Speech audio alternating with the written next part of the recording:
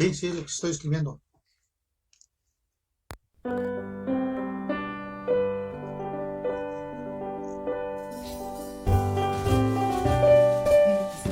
Sí me escuchan bien, ¿verdad? Sí, sí, Sí, habla. Ok, vale.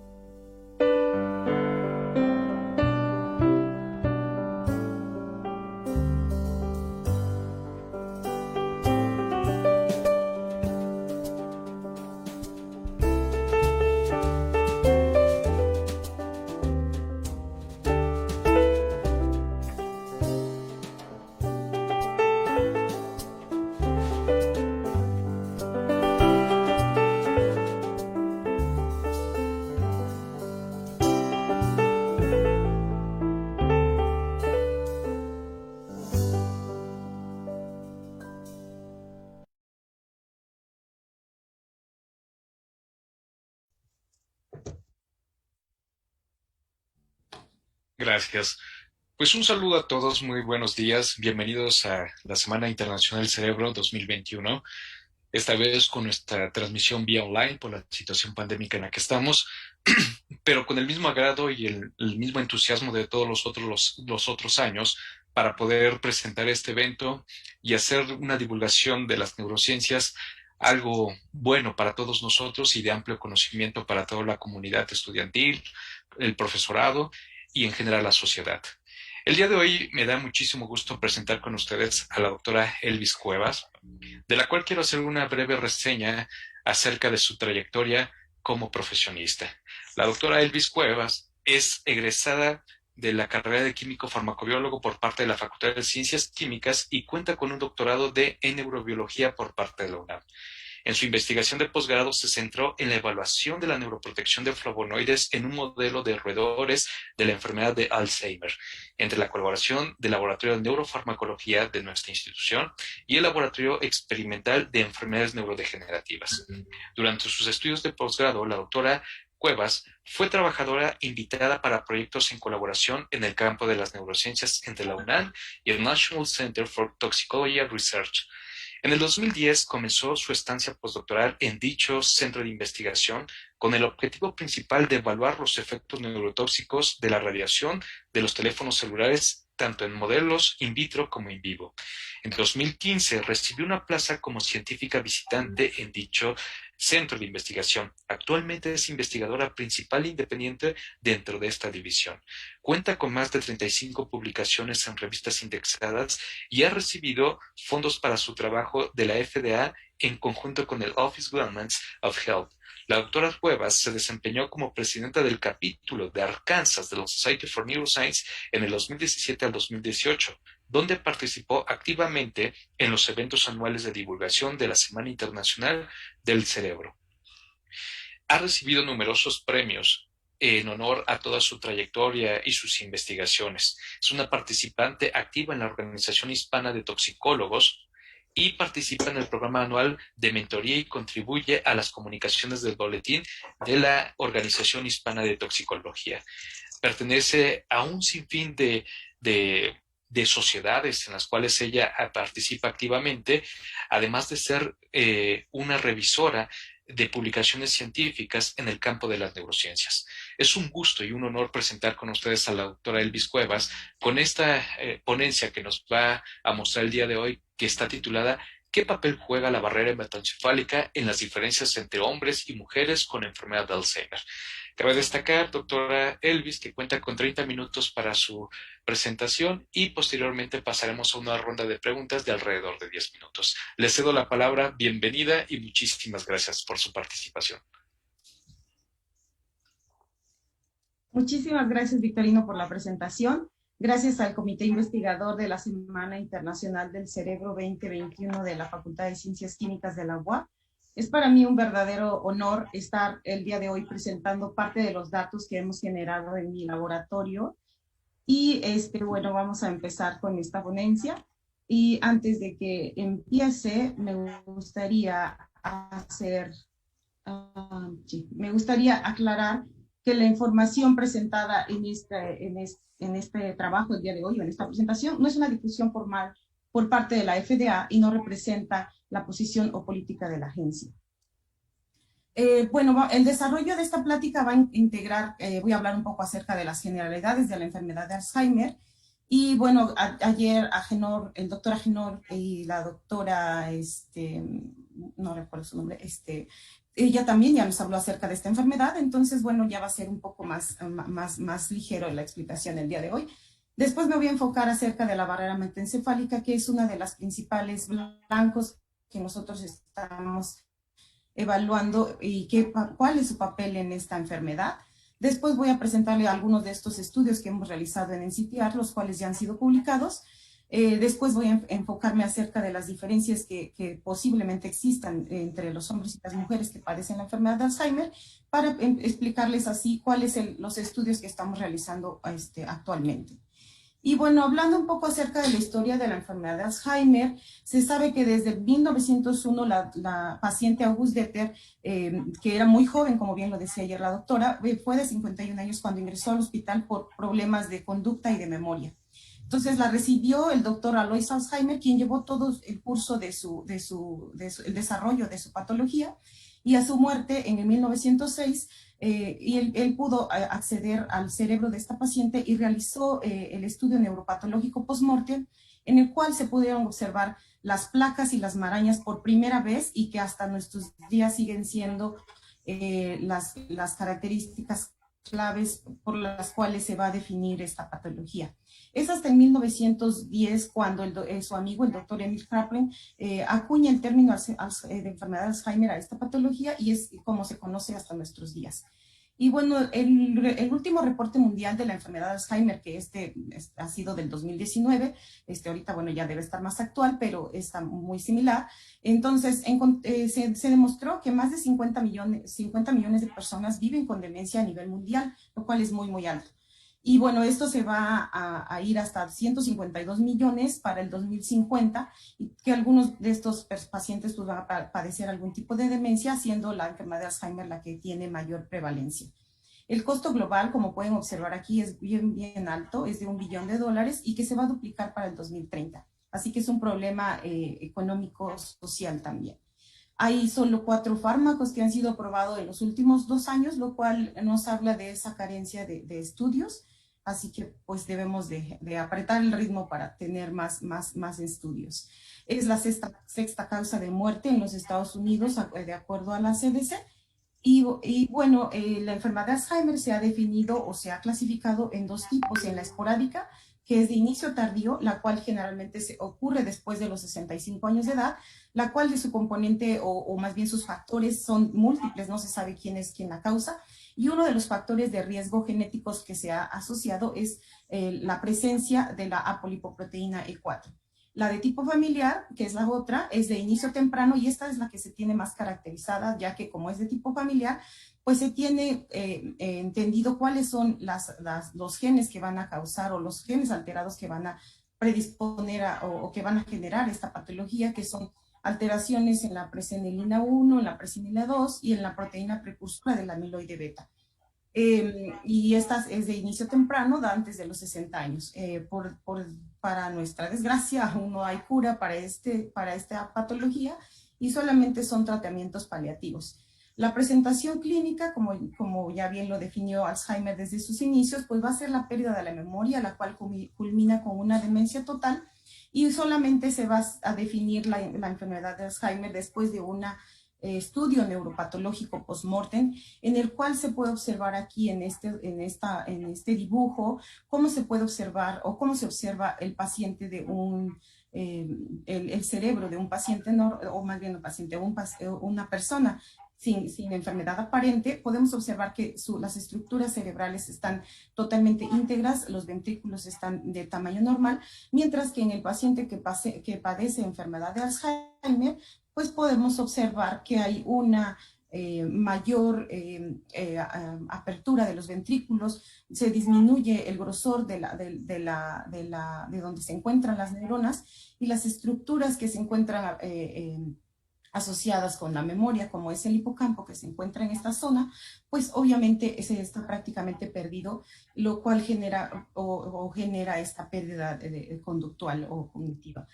A nivel microscópico se van a observar diferentes estructuras, las cuales van a definir esta patología, como son la angiopatía amiloide, en estas figuras hermosísimas que estamos por presentar en un artículo de revisión que hicimos en colaboración con el doctor José Luna.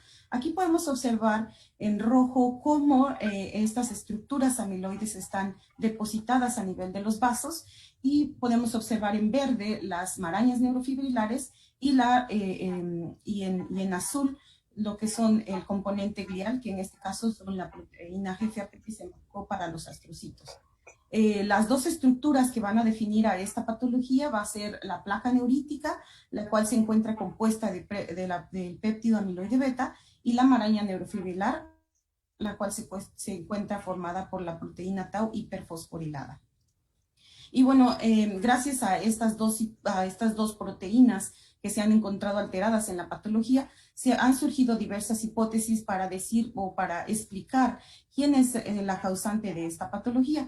En este caso, yo les voy a describir un poco lo que se ha demostrado acerca de la hipótesis de la cascada amiloide beta, y esta es una de las más aceptadas en cuanto a la génesis de esta patología, ya que cuando hay alteraciones en esta proteína, generalmente pues se da la patología, mientras que con la proteína tau, la pérdida cognitiva se ha asociado mayoritariamente, pero eso podría ser como una consecuencia.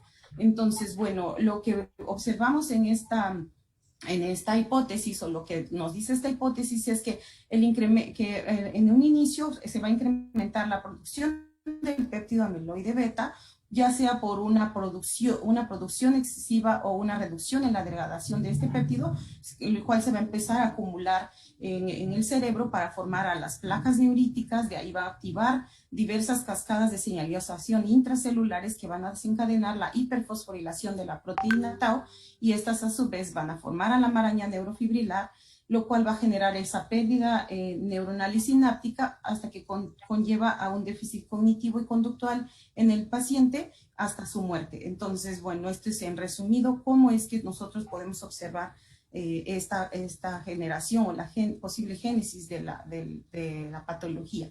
Y bueno, lo que se sabe acerca del ciclo de vida de este péptido es que sabemos que este péptido proviene de una proteína precursora del amiloide beta, la cual va a ser cortada por la beta y la gamma secretasas para generar el péptido amiloide beta. Este péptido va a tener diferentes fines, ¿no? Bueno, el primero pues va a ser que se va a depositar en la forma de tejido en forma de placas. También va a haber degradación de las proteasas para que eliminen este péptido.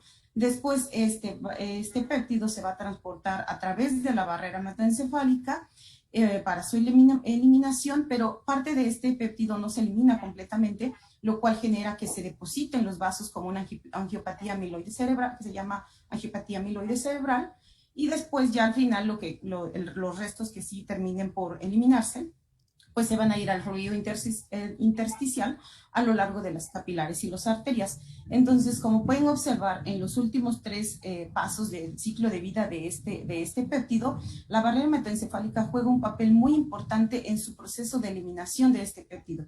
Entonces, lo que sabemos acerca de la barrera hematoencefálica, bueno, aquí solo les presento cómo se vería la barrera hematoencefálica a nivel cerebral. Pues esta es parte de las arterias que provienen del torrente sanguíneo, y bueno, si se hace un corte coronal a nivel de los capilares, que son como las estructuras de vasos más pequeñitas que observamos en el cerebro, en esta se puede observar que tenemos los componentes principales de la barrera hematoencefálica, y bueno, aquí podemos observar el lumen del vaso. Este vaso está formado principalmente por células endoteliales, que es la barrera hematoencefálica propiamente dicha, y que estas células endoteliales van a estar unidas por uniones tight junctions, que se llaman, o uniones estrechas, y estas uniones estrechas son las que le van a dar esa capacidad de ser permeables a estas células, porque estas células son altamente especializadas, altamente impermeables, no carecen de fenestraciones como lo son en otras regiones, como en el pulmón o en otros órganos. En este caso, para el cerebro, como tiene que estar altamente protegido, pues es una célula endotelial muy, muy especializada. Estas células endoteliales van a estar recubiertas por una membrana basal que le van a proteger y le van a dar como un sostén. También los pericitos van a jugar un papel muy importante en el metabolismo de esta célula, y también los pies de los astrocitos, y en algunas partes también vamos a tener parte de células de las interneuronas. Y todo este grupo de células en su conjunto se le conoce como la unidad neurovascular.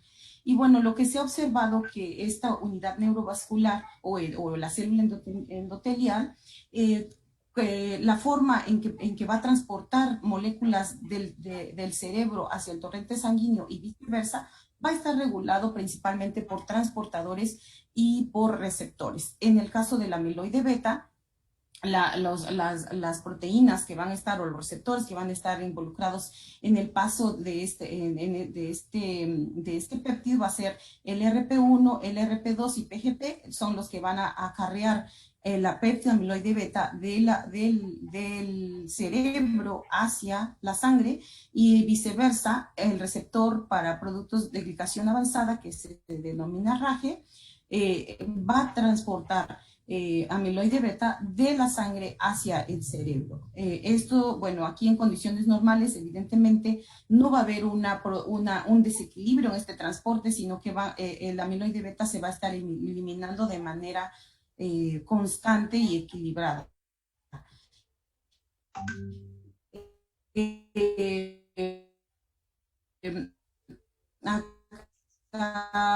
Nada más para para mostrarles que como le decía, el amiloide PGP hacia la sangre y de regreso va a ser a través de RAGE. Y bueno, ¿qué es lo que se ha visto o cómo está relacionada la barrera hematoencefálica? ¿Qué alteraciones se han visto en los pacientes que padecen la enfermedad de Alzheimer?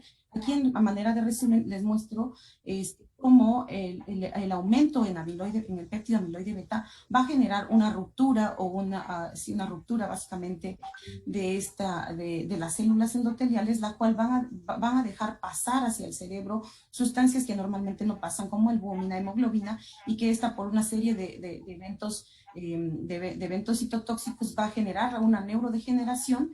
Y por otra parte, el cambio en el flujo ya sea en la entrada o en la salida del péptido amiloide beta, pues se va a ver descompensado, ya que se ha observado que los receptores que van a transportar amiloide beta hacia la sangre están disminuidos, mientras que RAGE, que es el que se encarga de meter amiloide beta hacia el cerebro, está aumentado, lo cual genera que haya una producción, más bien una acumulación masiva de este péptido a nivel de los vasos, que fue lo que se veía o fue lo que se observa en los pacientes que hay una angiopatía amiloide cerebral. Y bueno, de acuerdo a estos datos que hemos observado o estas evidencias que se tienen, se sabe que sí hay acumulación, pero no se sabe de qué manera este péptido puede estar ejerciendo esta toxicidad a nivel de la barrera hematoencefálica, pues ya se ha caracterizado su citotoxicidad a nivel neuronal, pero no en las células endoteliales. Entonces nosotros decidimos evaluar esta toxicidad utilizando un péptido que es el 2535 y las expusimos a las células endoteliales.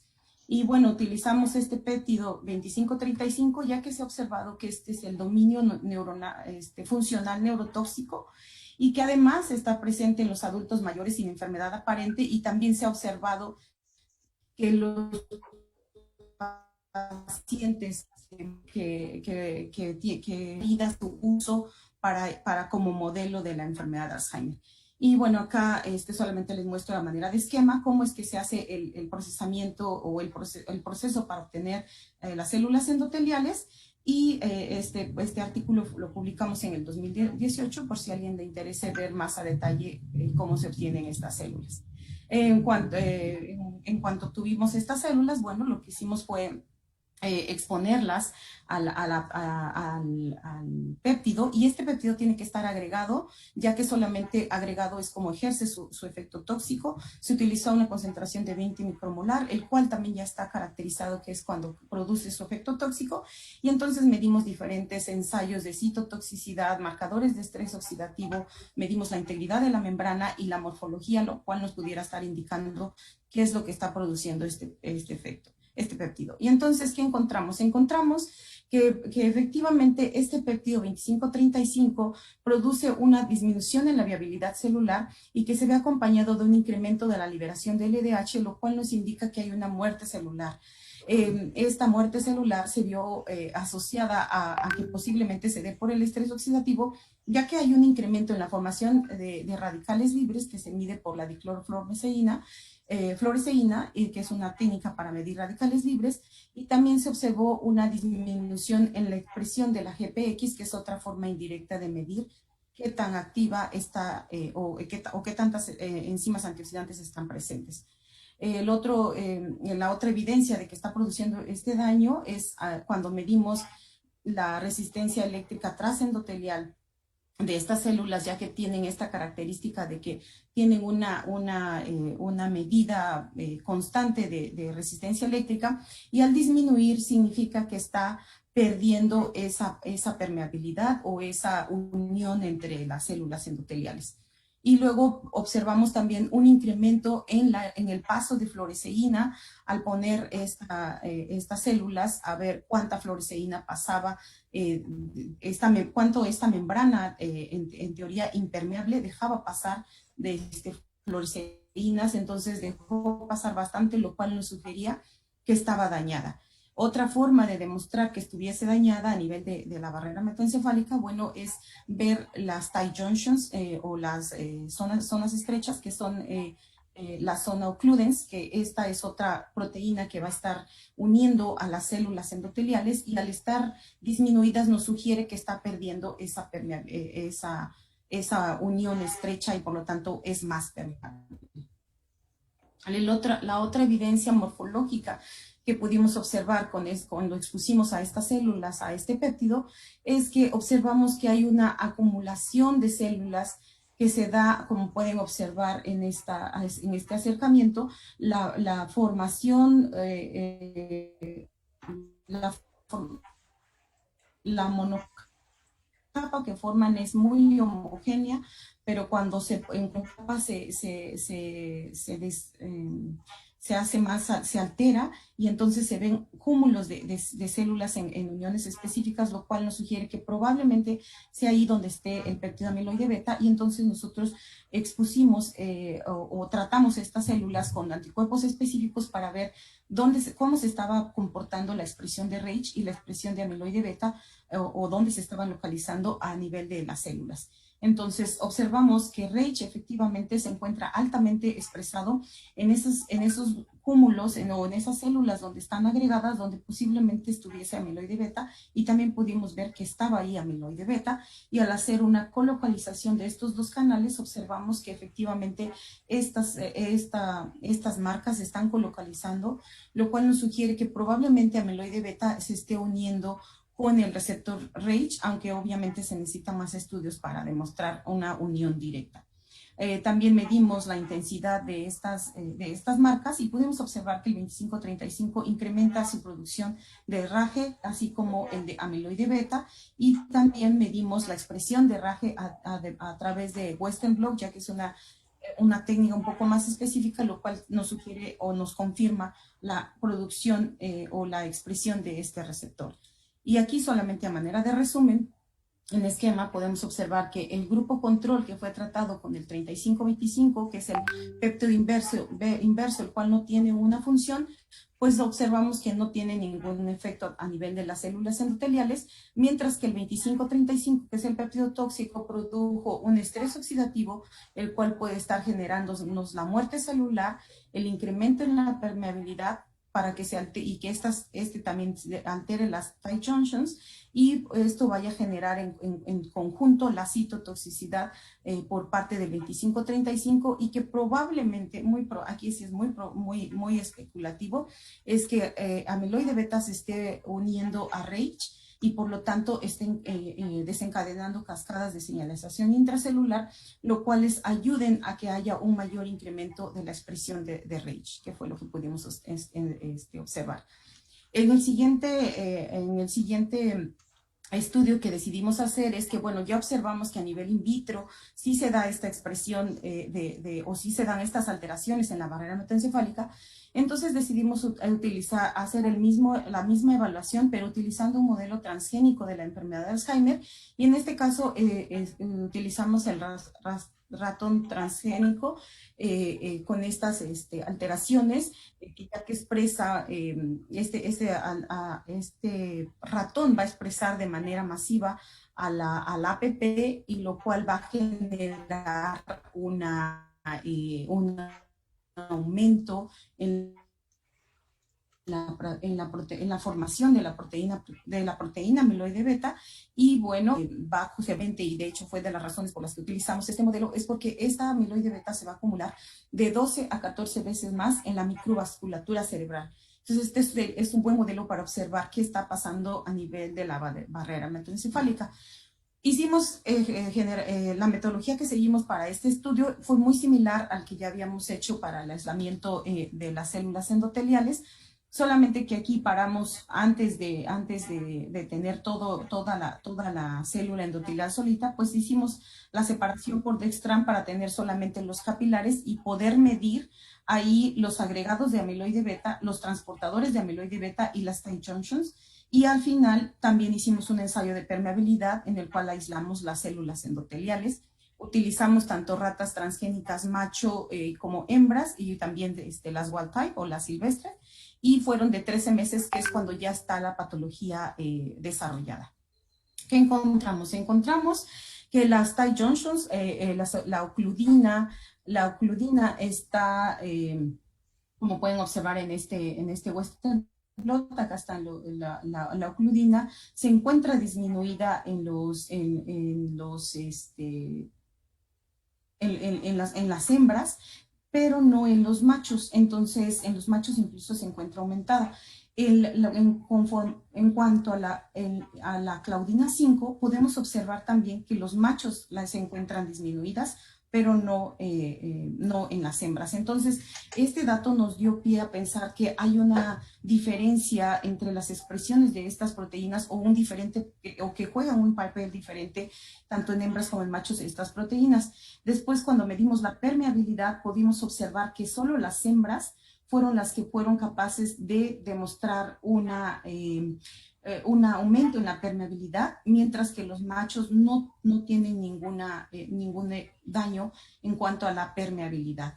Después decidimos hacer el seguimiento solo la caracterización de las hembras, que fueron las que mostraron mayor susceptibilidad, y encontramos que, bueno, durante la caracterización de estos péptidos, observamos que el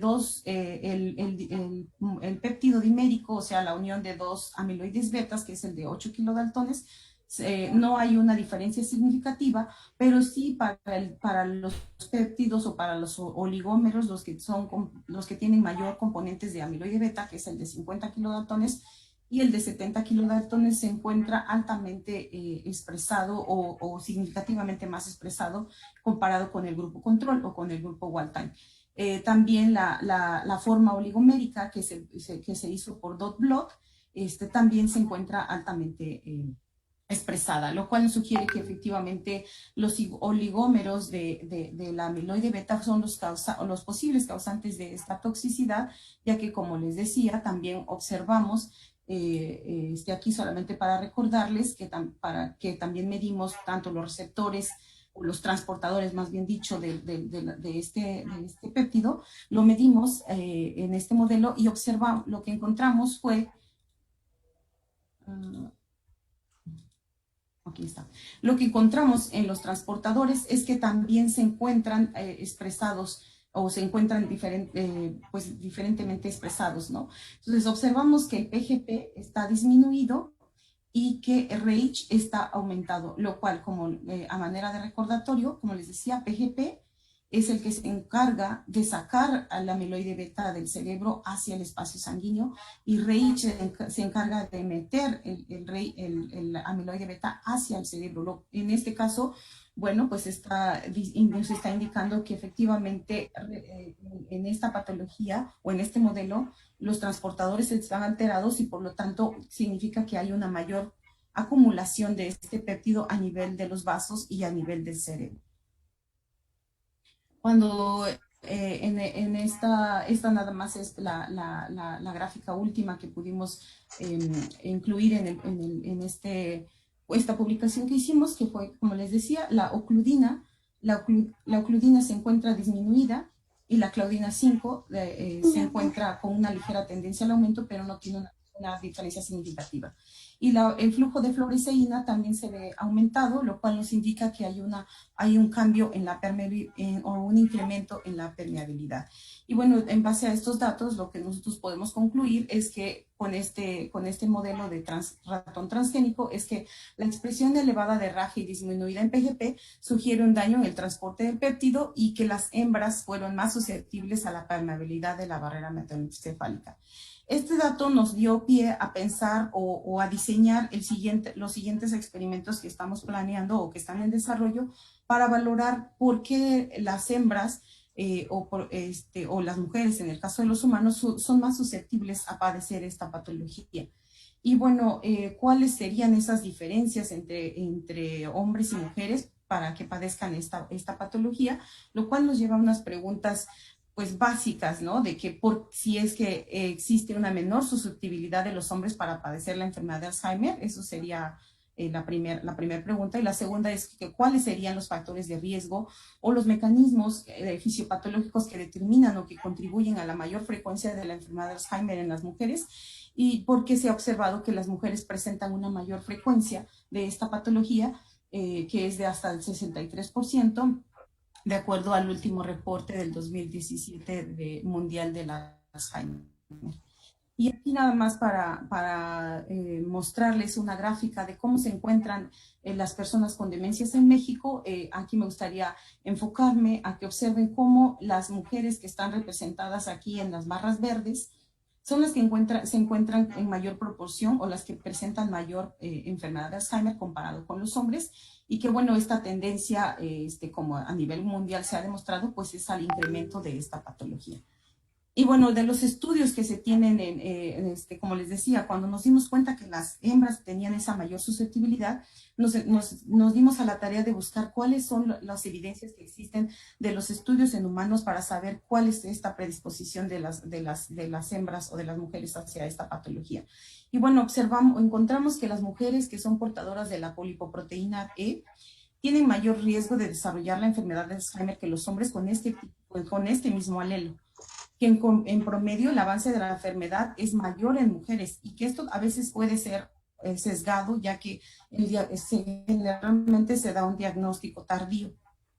También se da que las ansiedades y las alucinaciones es mayor en mujeres comparado con los hombres, que hay una mayor efectividad de la memantina en mujeres, especialmente en las portadoras de la APOE4, y que al tener un menor grado educativo, las mujeres podrían tener más riesgo de padecer la enfermedad de Alzheimer. Y también condiciones muy específicas que son para las mujeres, que son el embarazo y la menopausia, que este está relacionado directamente con los cambios hormonales, también están considerados como un posible factor de riesgo para que padezcan la enfermedad de Alzheimer. En cuanto a los hombres, se ha mostrado que hay una mayor pérdida en el volumen y en las áreas positivas a los péptidos de la amiloide beta. También se ha observado que hay un mayor riesgo del deterioro cognitivo leve, generalmente mayor en los hombres, que la apatía y la agitación también se da mayor en hombres, y que la terapia supresora de andrógenos, que también esta es una característica muy particular de los hombres, ya que solamente esta terapia se da en los pacientes que tienen predisposición para cáncer de próstata, y bueno, se le da una terapia supresora de andrógenos y que esté asociado con un aumento en el riesgo de demencia. Y bueno, ¿por qué es importante? Porque hay muchas personas o muchos científicos también que se preguntan mucho cuál es la necesidad de hacer este tipo de estudios si finalmente puede ser que no sea relevante. Sin embargo, lo es, ya que, por ejemplo, se ha observado en otras patologías que estas diferencias entre hombres y mujeres ayuda a una medicina personalizada que se denomina hoy, que es que se dé un fármaco específicamente para regiones específicas determinadas. Y bueno, por eso es que nosotros estamos defendiendo la idea de que sí se incluya en estudios tanto a las hembras como a los machos en estudios preclínicos, y en los estudios clínicos pues también que se incluya tanto a mujeres como hombres para determinar cuáles son las susceptibilidades cuando se está evaluando, por ejemplo, un fármaco, un biomarcador o todo lo que tiene que ver con una enfermedad, para que se dé, como vuelvo a repetir, una medicina personalizada. Y aparte también estamos apoyando esto en el llamado que hizo recientemente la Sociedad de Investigación Interdisciplinaria en la Enfermedad de Alzheimer y Demencia para la Salud de la Mujer, el cual recomienda que por favor se incluya a mujeres para mejorar la prevención, el diagnóstico y el tratamiento de la enfermedad de Alzheimer.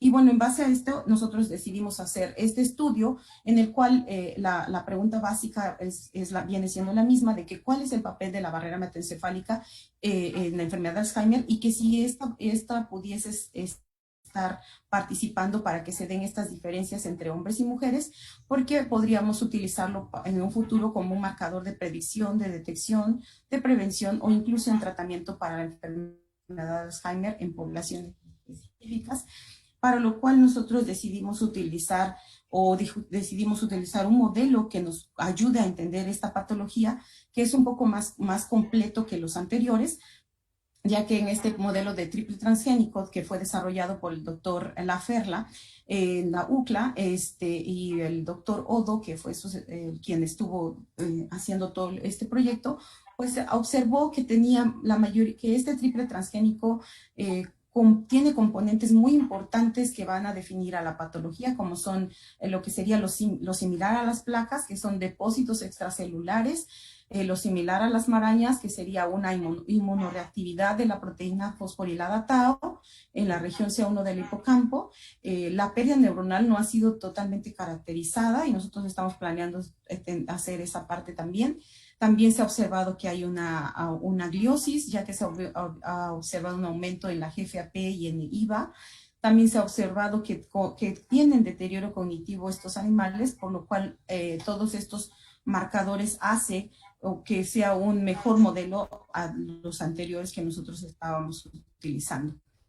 Y bueno, como les decía, el objetivo viene siendo exactamente similar, que es evaluar las diferencias entre hombres y mujeres con un enfoque principalmente de la barrera, de ver el papel de la barrera hematoencefálica.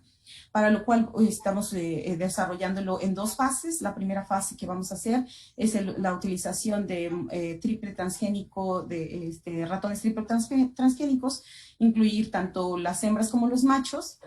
Vamos a evaluar vamos a hacer su evaluación conductual, la función cerebral, la función de la barrera hematoencefálica como tal. También vamos a observar los cambios en las neuronas y la neuroinflamación. Y estos mismos valores se van a tratar de hacer en los cerebros que vamos a obtener en el Neurobiobank de aquí de NIH, los cuales ya tenemos en el laboratorio, y el cual se va a hacer el mismo análisis para hacer un correlato entre los datos que obtengamos de los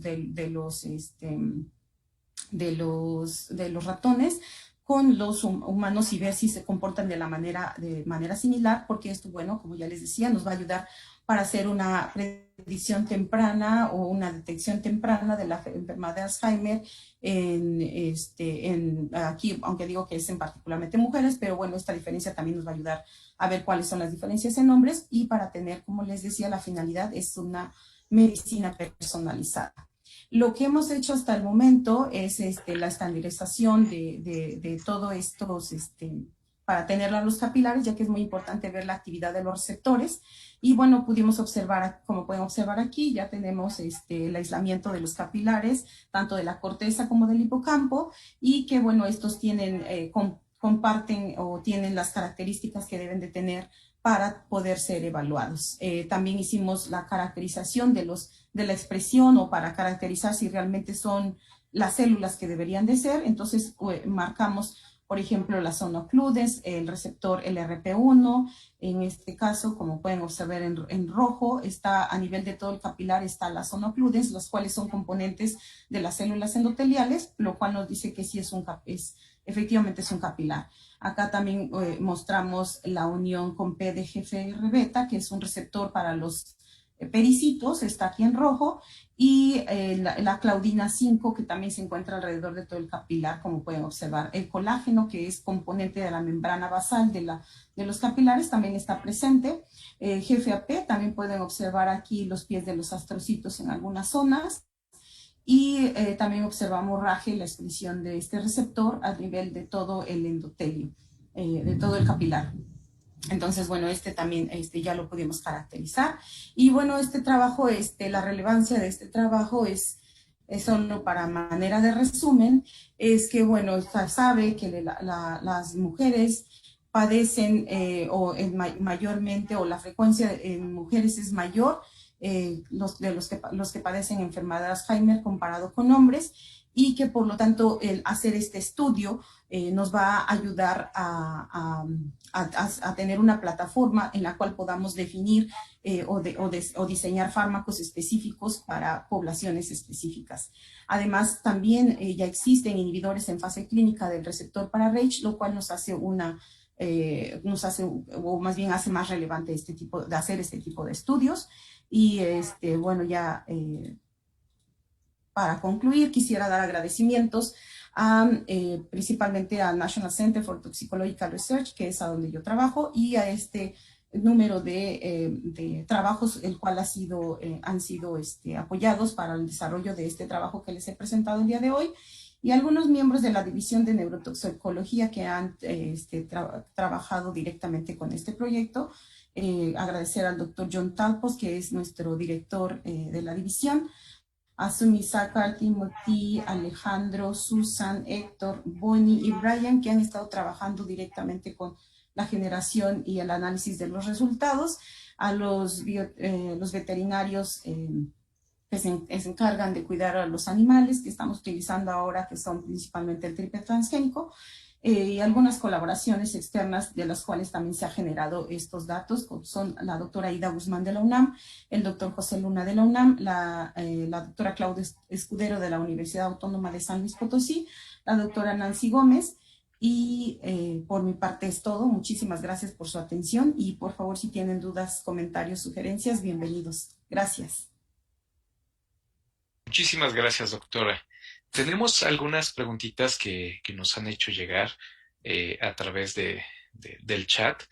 Y bueno, por parte del doctor Limón, le felicita mucho por su plática y tiene una pregunta, que si se han utilizado anticuerpos específicos para la aminoide beta 2535 o para otras fracciones de la aminoide beta. Sí se han utilizado para la 2535, de hecho, ¿cómo se llama? Y es de Sigma, ahí le paso el dato por si lo necesita después.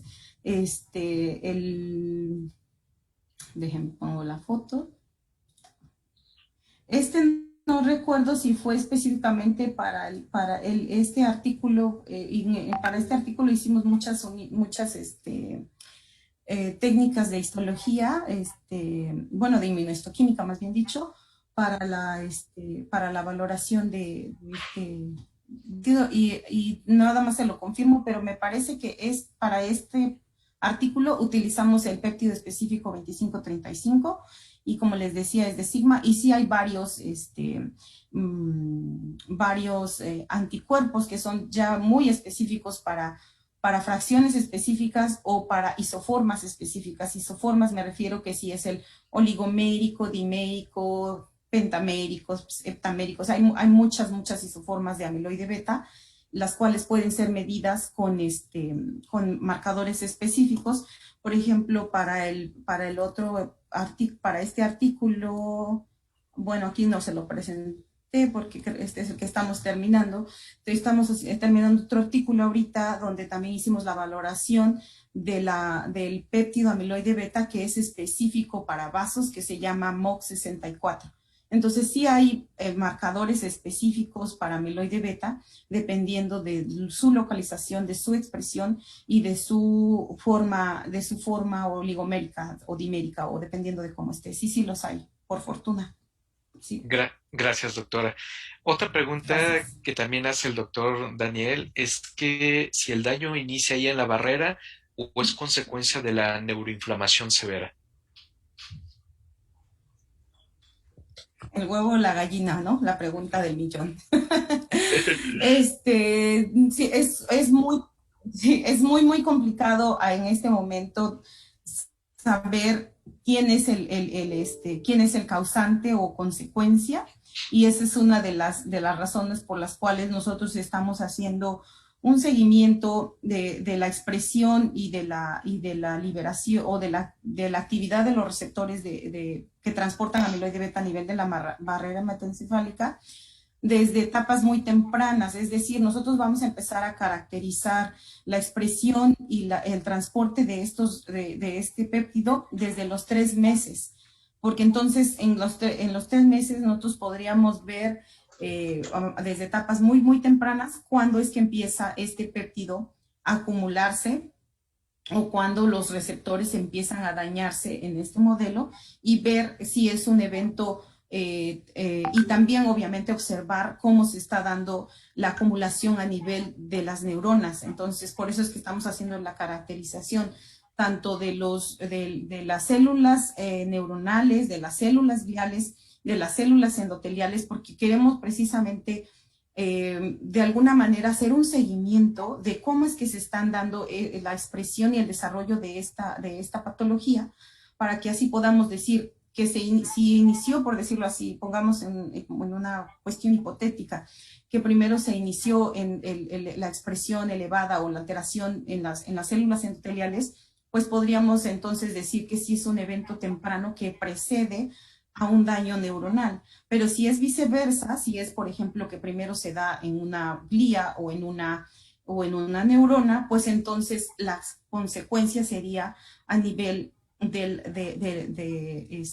nivel del vaso. De acuerdo a los estudios que hay ahorita, como les mostraba yo, si vamos a seguir la ruta del ciclo de vida del péptido amiloide beta, pues más parecería que sería una consecuencia. Sin embargo, no siempre se ha observado que es así, porque incluso en los pacientes con Alzheimer se ha observado que el daño a nivel de la barrera hematoencefálica es un evento temprano en las neuronas. Entonces, pero todavía no se sabe exactamente dónde inicia. Entonces, eso es lo que ahora estamos nosotros intentando demostrar o evaluar. Muchas gracias. Muchas gracias, doctora. Gracias. Por cuestiones de tiempo le haré una última pregunta y todas las otras preguntas se las haremos llegar para que usted pueda responderlas después. Otra pregunta que nos hacen llegar es que ¿cómo el nivel educativo puede contribuir a la incidencia de Alzheimer? Sí, eso también todavía hay mucho por investigar acerca de cómo es que esto se genera, pero se ha visto asociado que tiene que ver con la neurogénesis, ¿verdad? Es decir, que cuando un cerebro está entrenado, cuando un cerebro está constantemente, pues sí, entrenado, ¿no? O sea, leyendo, educándose, estudiando, etcétera, es más fácil que las conexiones o las ramificaciones sean mejores que en una persona con un nivel de educación o de entrenamiento del cerebro sea menor. Entonces tiene más que ver con eso, pero como te decía, todavía hay muchos estudios que se están haciendo para tratar de demostrar la evidencia epidemiológica, por decirlo así, podría estarnos indicando eso. Sin embargo, se necesita la evidencia bioquímica, molecular y de estudios más específicos para ver cómo es que este efecto de un cerebro entrenado versus uno no entrenado, cuáles son los cambios específicos que se pudieran estar dando. Ok.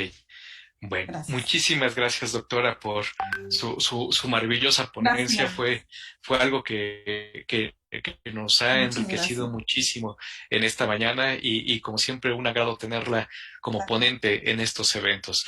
A nombre del comité organizador del doctor Daniel Limón, le extiendo una felicitación por esta maravillosa ponencia y como siempre, su participación es de gran ayuda para la formación de los futuros científicos y de la gente que estamos aquí en Ciencias Químicas. Es un orgullo tener una egresada como usted y que nos representa de maravilla. Muchísimas gracias, doctora. Qué lindo. Al contrario. No, al contrario, doctora. Gracias a usted. Buenas tardes para mí. Sí, ¿de qué? Hasta luego. Hasta luego, doctora. Cedo la palabra a...